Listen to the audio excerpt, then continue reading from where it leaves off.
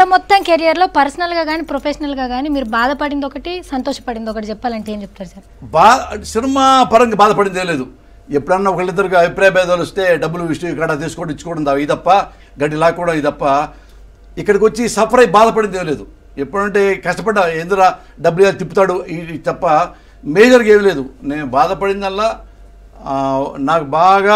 నాకు ఏడుపు వచ్చింది జీవితంలో. మా మేనమామ చచ్చిపోయినప్పుడు, కొరటాల మోహన్ రావు అని, కొరటాల శివలేదా వాడు నా మేనలుడే, వాడి నాన్న నా మేనమామ మా అమ్మ తమ్ముడు.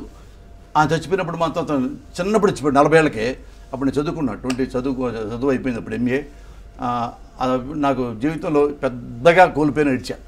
మా అమ్మ మా నాన్న చచ్చిపోయినప్పుడు నేను తేడవలే నేను, ఎందుకంటే అతను వెరీ హానెస్ట్ పర్సన్. మా మామయ్య మేనమామ Koratala Mohan Rao very honest, genius, తెలియగలవాడు, హంబుల్ పర్సను, ఎవ్వడికి రూపాయి అప్పు తీసుకోడు, అప్పు ఇవ్వడు, చాలా పద్ధతి కలవాడు. నేను క్రిస్టల్గా మనిషి ఎలా బతకొచ్చో ఎగ్జాంపుల్ కొరటాల మోహన్ రావు మా మేనమామే. అందుకు నాకు ఇష్టం.